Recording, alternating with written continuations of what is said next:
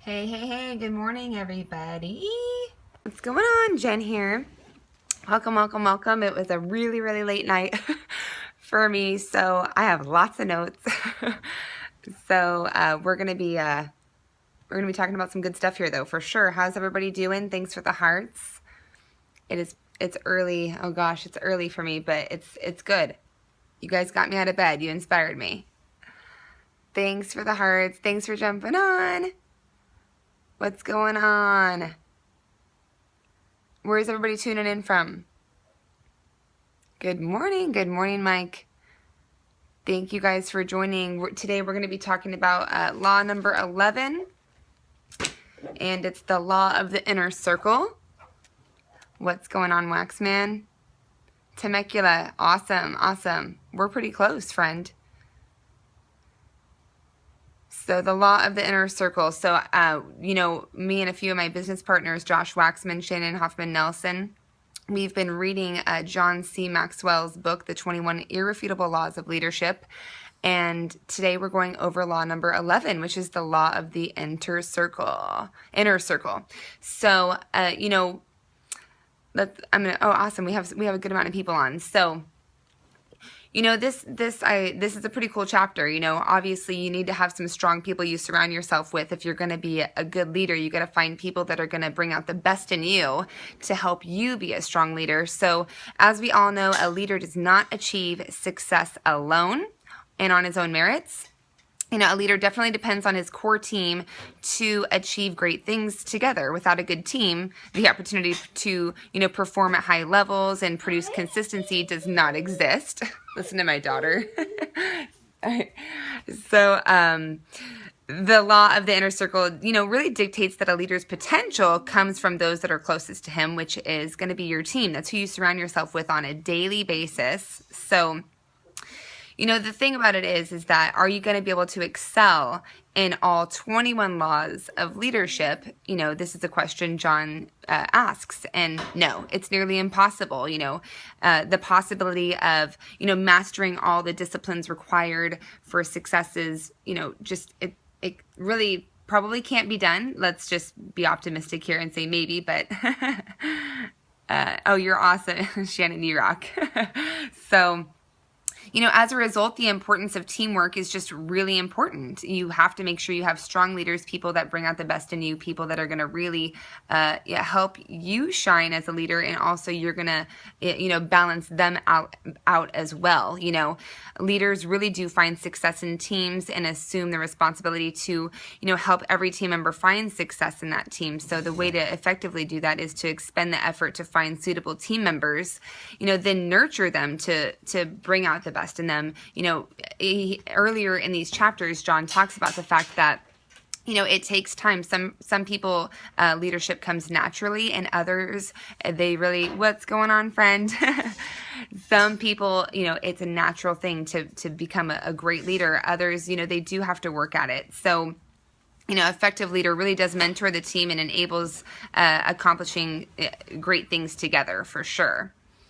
So John does talk about a few different things. Good morning. A few different things to consider and a few different tips that you guys can write down and take notes if you want to build a strong inner circle. One of those is, do members of the inner circle that you have possess the ability to influence other people? The ability to influence people is pretty much a key trait to being a successful leader.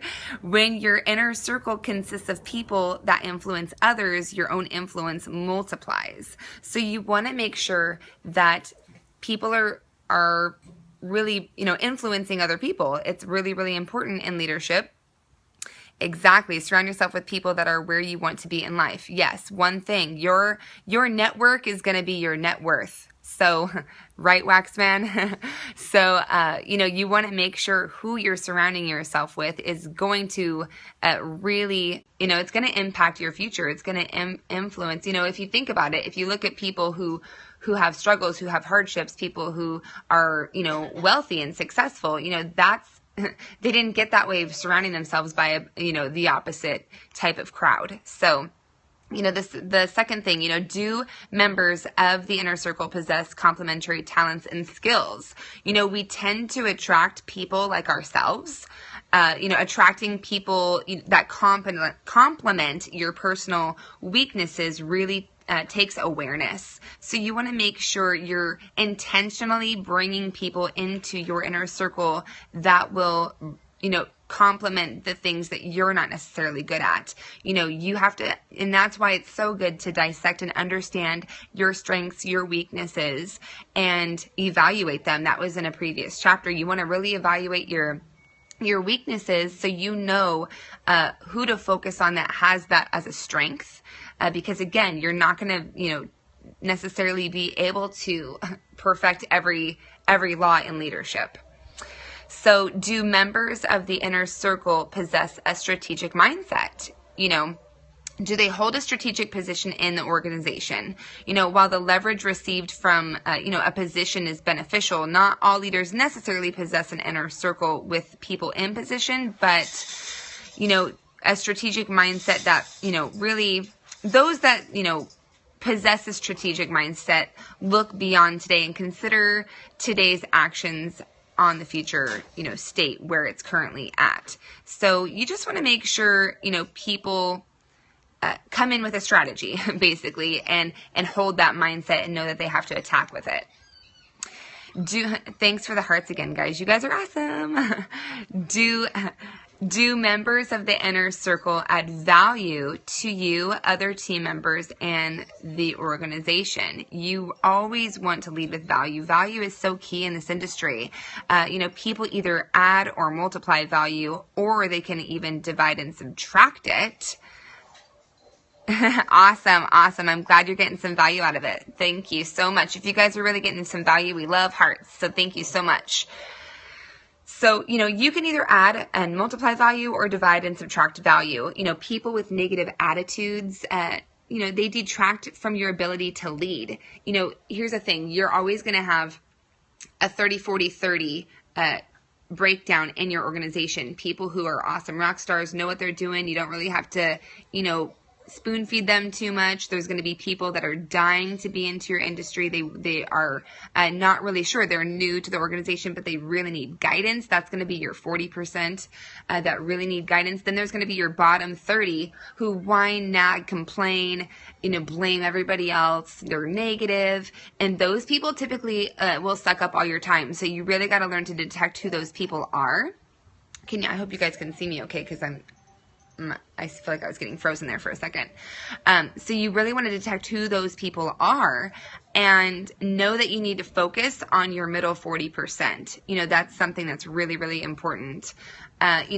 So people with negative attitudes are going to detract from your ability to lead. So you really do not want to focus on that necessarily.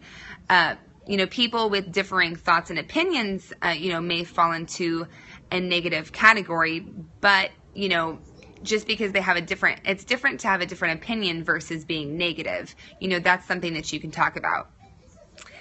Run with those creating fires, not causing smoke. Exactly. So, that is the trait of the weak and ineffective leader, always being negative and complaining and that kind of a thing. So, however, negative people reduce the value of team and organization just as liability devalues the balance sheet. So, it's pretty simple, guys. You just want to make sure that, the people that you're surrounding yourself with are positive, that they can flip the script. They're in every situation. I was talking to an amazing person on the phone last night. In every situation that you come across, you can always, whine and complain about it, or you can turn it into something powerful and awesome for yourself. So that's really what you need to do as a leader is flip the script. Do members of the inner circle contribute positively? Attaining synergy really requires that every team member interact with one another in a positive way and contribute to team success. Valuable team members often have disagreements, again, like we were saying, but handle those disagreements in positive ways. Some people mistakenly believe that withholding knowledge somehow, provides job security.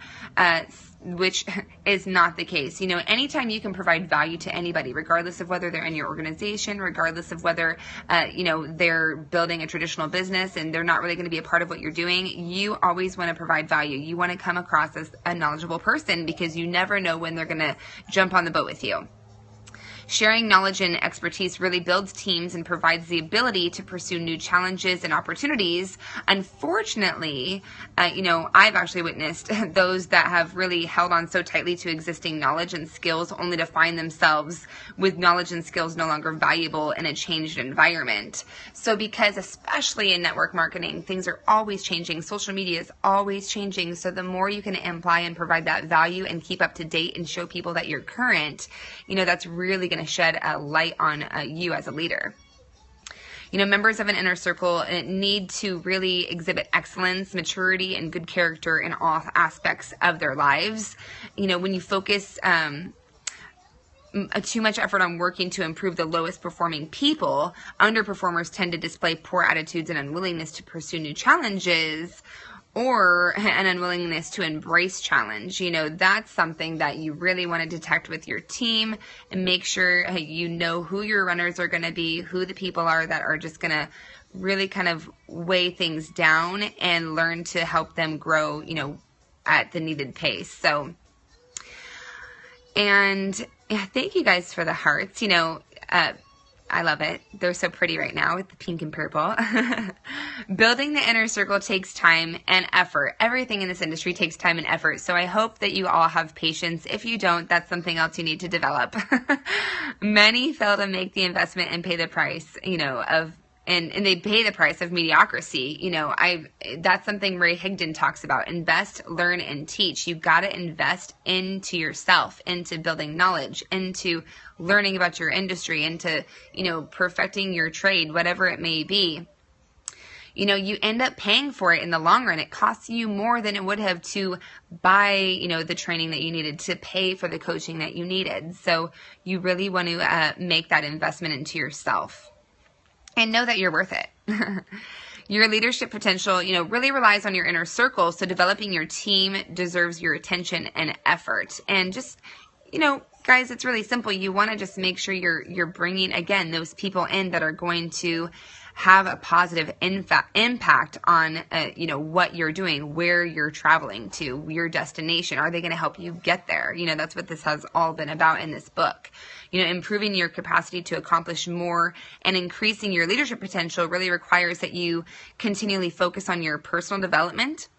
So again, invest, learn, and teach what you know so you can provide that value to show people that you're actually a leader. You know, I see a lot of times people will message, you know, I have so many people on my team and I'm making so much money. It's like, okay, that's great, but did they get placed there, or are you a leader? Like, you know, what did they come to you for exactly? Because when people just brag about the stats, but they can't follow up with the leadership aspect of it, it doesn't really impress me personally, and that's how you should think. So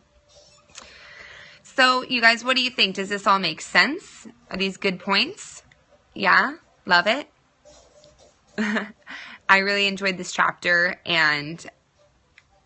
but their team isn't learning from their leader. Exactly. Yeah, you want to make sure, you know, this is all duplication. I talk about duplication a lot because, as you know, a lot of people come into this industry, they get excited because they just signed up a random person. They don't even know if this person is really going to do much, but you know,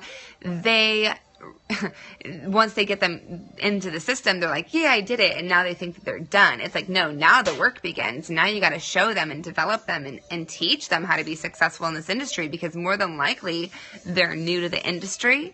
And that's why, you know, 97% of people can't find success in this industry because they're not being led the right way. So with that being said, go out there, be an awesome leader, and prepare to work your little booties off and show your team what it's like to lead and to lead by example. So you need to be there for your team. That is right, girl. That's right, Heather. And you're on fire. I love all your scopes, by the way. So you guys are awesome. And you're welcome. Thank you. Awesome. Yes, definitely connect with me on Facebook, Jennifer Johnson 413. I also have an awesome page for networkers where I just provide tips, motivation, and my 2 cents on network marketing. It's called the Diamond Lab. So feel free to connect there. I do lots of videos. I will I'll keep this one as well. So that way when it's over in 24 hours, you can refer back to it if needed. And also my business partner is awesome. Follow Heather Cameron, by the way. She's awesome. But Josh Waxman and Shannon Hoffman Nelson, they are also awesome leaders to follow. So you guys, Simply Flawless Girl, is that Krisha? I'm trying to think. So many of those are similar. Yes, Josh. Thank you, Josh. Tomorrow, Josh will be doing, what is the chapter tomorrow, Josh? Do you know? Number 12. He's going to hopefully say it right now. But yeah, Josh is going to be doing tomorrow. So Josh Waxman 11 is his name. So feel free to follow him. Napoleon Hill's Laws of Success. Perfect. Okay. Hey, from London. How much do I charge for good contacts? How much do you charge for good contacts? I'm not sure what you mean by that. As far as charging for good contacts, you'll have to, why don't you message me on that one and we can chat about that. It's a little early in the morning for me right now. I'm being a late night. So you guys are awesome. Thanks for the hearts. Go out there, be great leaders. Oh, I don't personally sell leads, no. But there's great places that you can go to purchase leads. I can probably, if you message me, I can probably guide you in a good direction there. Thanks, Mark Puckett. You rock. Any more questions, guys? What was the Facebook page that you have tips for motivation? It's called the Diamond Lab. So feel free to connect with me there. Had to stop running to post that. Thanks, girl. My brain is half awake right now. Have I ever worked with purchase leads? Personally, no. I just feel like there's so many people in this world to really educate on this industry, and I've never had the need to. You know, I always start with friends and then go to their second generation. Josh says he has, Josh, maybe you can post a little blurb about that or do a video on that actually. But, yeah, I personally have not. I find keeping myself busy just connecting with new people every day and building relationships. The world is a big oyster, so just got to find a few pearls, that's all. So awesome, guys. I appreciate the questions, and you guys rock. So I'm going to get going, signing off for now. Hope to connect with you soon, and I will see you. Yes, I will see you on the next scope. Bye-bye.